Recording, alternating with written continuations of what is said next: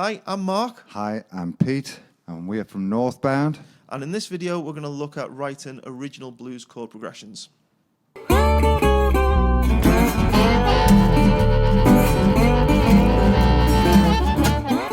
So this is lesson 3 in a 3-part series on how to write chord progressions for blues songwriters. Lesson 1 focused on the 12-bar blues. Lesson 2 focused on the 8-bar blues.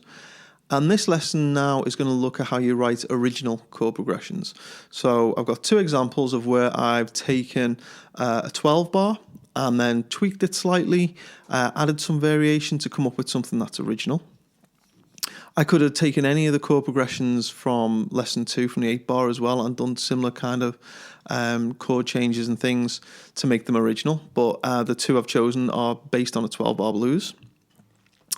There's also an intro video which kind of gives an overview of the whole course. It only lasts about 2 minutes, so you might want to check out that as well. We're going to start by looking at Play to Win. So this is based on a 12-bar blues in E, although when you hear it, it doesn't quite sound like it is, but it is. That was the inspiration for it. We actually have 4 bars of E, 2 bars of A, 2 bars of E, and then this is where it kind of gets interesting because we then move up to a C7 for 1 bar, a B7 for 1 bar, and then 2 bars of E, and that ends our chord progression. So the first part of the chord progression is exactly as you'd find on a standard 12 bar, and in lesson 1 I think we looked at Pride and Joy as an example of that. But then the second half of the chord progression, I then start playing with the chords. So whereas when you go B7 to A7, in this case I've actually come up a whole step. Come up a half step to a C. So we put that in, and then we go to the B7. Whereas normally you go B7A, we're going C7B. Before we go back to the E, and normally what you would then do on a 12 bar is you'd have 1 bar of B7 at the end, but I chose to just stay on the E for 2 bars, just to make it sound different, and it's partly because I came up with the kind of the picking part for it, and that little run is just basically based on that idea where you do a kind of a boogie shuffle thing. It's the same idea, except I'm playing the G string as well. So you go. So that's where that idea comes from. And the other thing I did to make it interesting was I changed the rhythm. So instead of having the hard shuffle, I kind of made it softer, made it a bit more gentle and relaxed, so you get this. So the rhythm changes, I changed the chords on the last part of the progression, and we get the song Play to Win. So here's me and Pete playing Play to Win.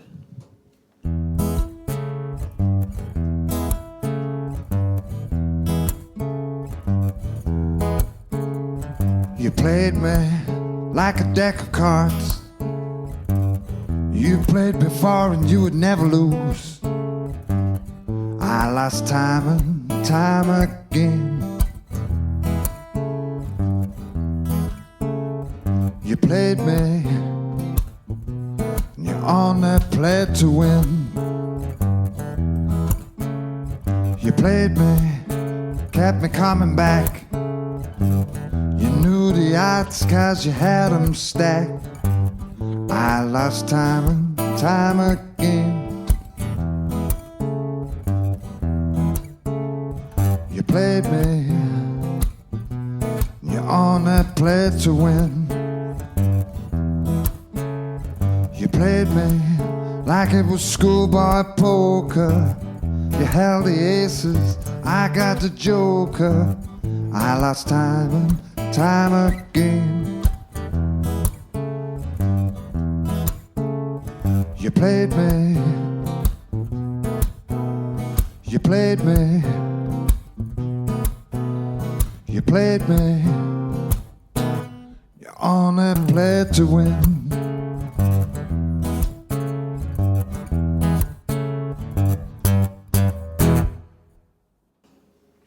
So that was Played to Win, which is a 12 bar in E, although it doesn't actually sound like a 12 bar in E, but there you go.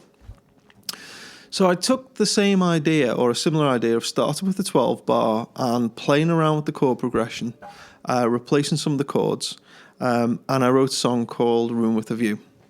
So this song is interesting for two reasons, I think so anyway. First of all, we're drop tuned, so we're now in drop D.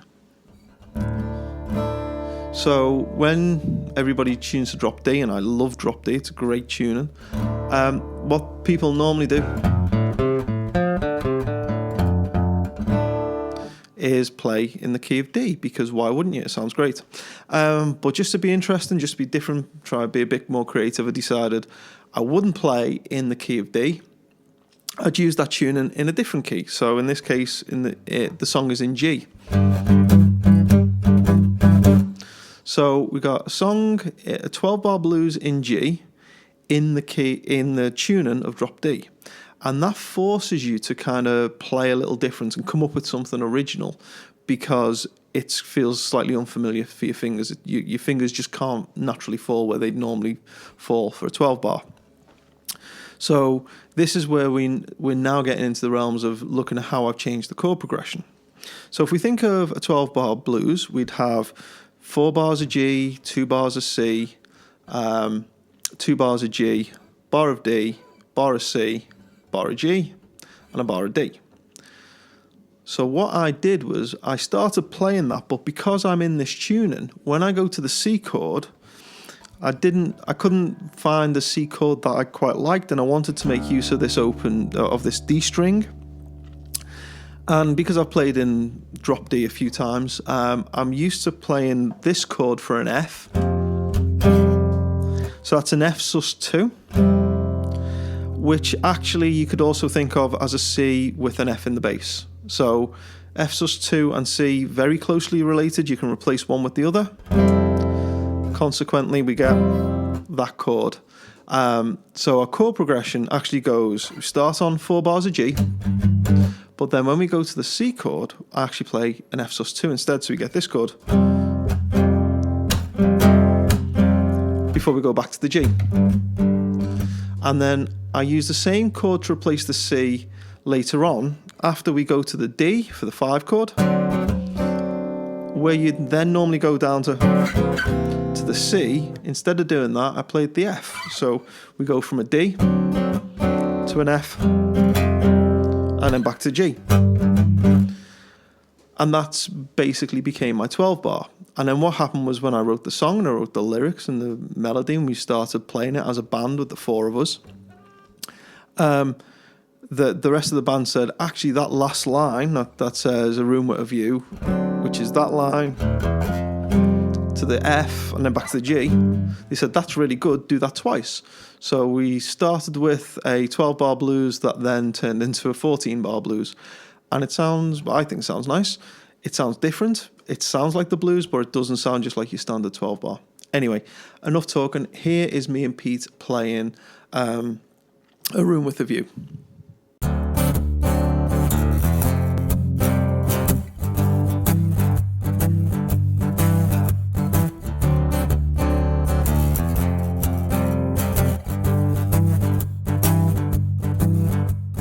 Swam in the Pacific and California skies. I've only seen the world through these lonely eyes.